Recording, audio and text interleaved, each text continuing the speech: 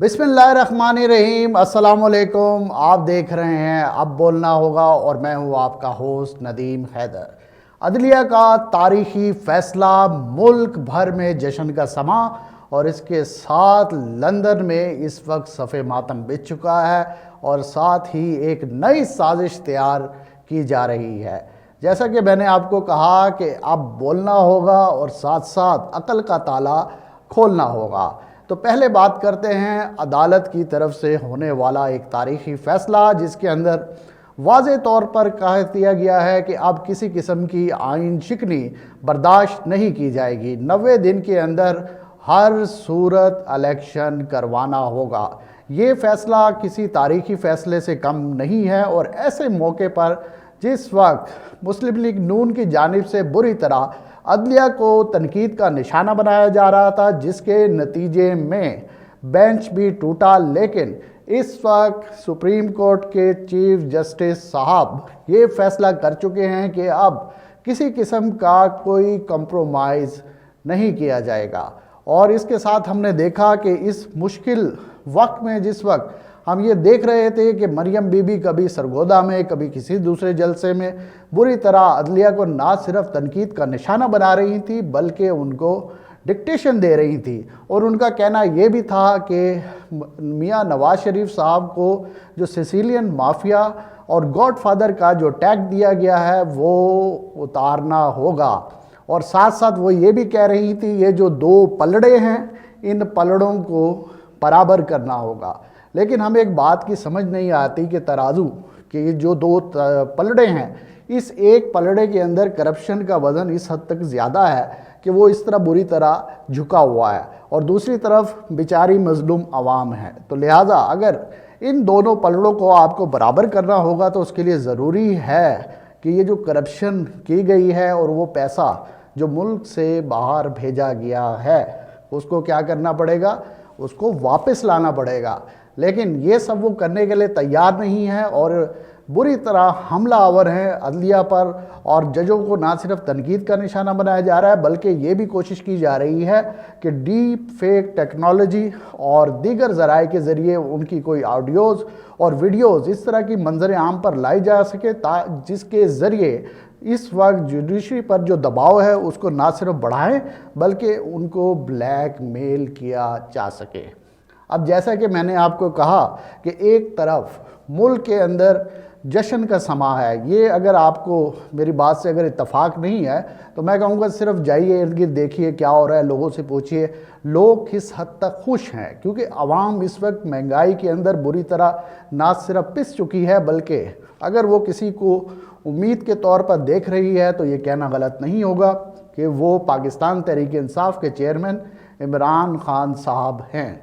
लेकिन एक बार फिर मैं आपको दोहरा रहा हूँ कि इस वक्त ये तो सबको मालूम है कि लंदन के अंदर मियाँ साहब इस वक्त गहरे सदमे का शिकार हैं और बार बार उनको दिलासे दिए जा रहे हैं कुछ नहीं हुआ, इस तरह परेशान होने की ज़रूरत नहीं है, सब ठीक हो जाएगा। मरियम नवाज शरीफ है ना पाकिस्तान में मुस्लिम लीग नून का बेड़ा गर्क करने के लिए और आने वाले दिनों में वो ऐसा इसका सफाया करेंगी कि आप हैरान हो जाएंगे। और इस वक्त एक नई साजिश तैयार की जा रही है। वो साजिश क्या है जिसका आगाज़ बाकायदा तौर पर हो चुका है, वो आपके सामने ही है। थोड़ा सा गौर कीजिए कि ये कहा जा रहा है कि ये 3-2 से जो फैसला आया है ये फैसला 3-2 से नहीं है बल्कि 4 जजेस ने इस पर एतराज़ किया है। आपने ये देखा और उसके साथ जो वज़ीर कानून थे उन्होंने भी आकर ये बयानिया दोहराया है।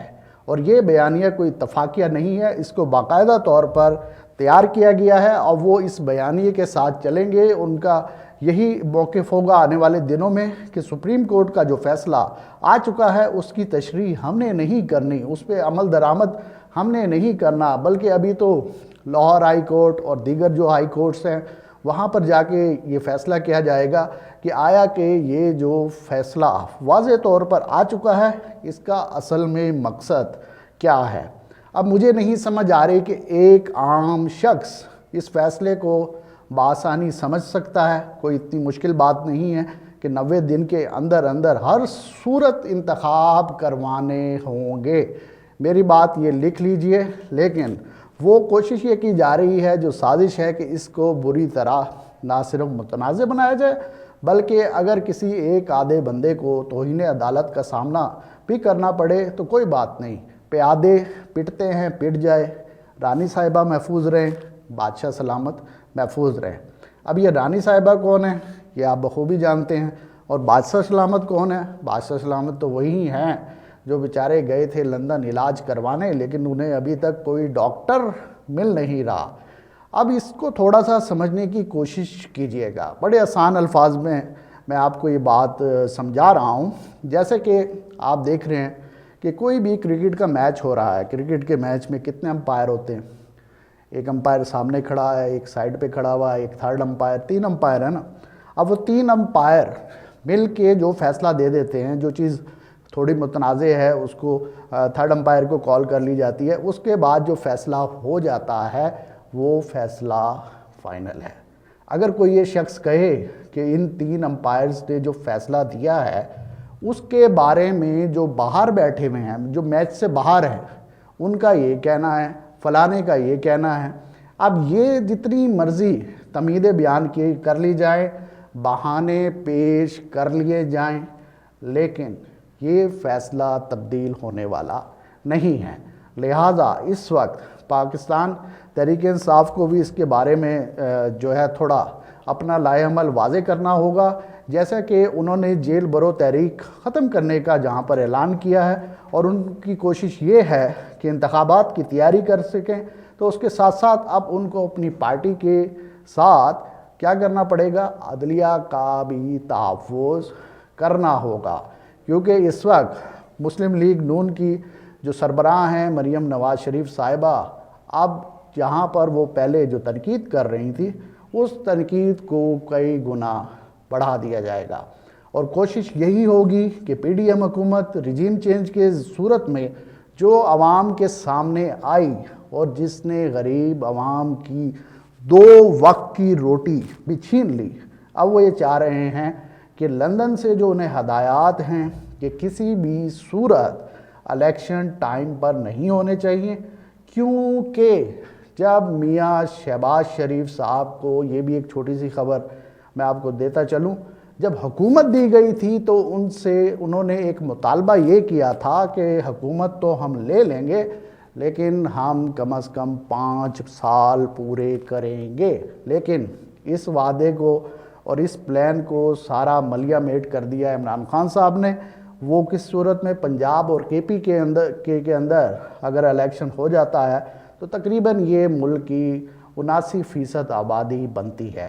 لہٰذا جیسے جیسے ہمارے سامنے خبریں آتی رہیں گی ہم آپ کو بتاتے رہیں گے، جیسا کہ میں نے کل بھی کہا کہ اب جب بولنے کو، سچ بولنے کو جرم سمجھا جائے تو ایسی صورت میں اب بولنا ہوگا اور عقل کا تالا کھولنا ہوگا۔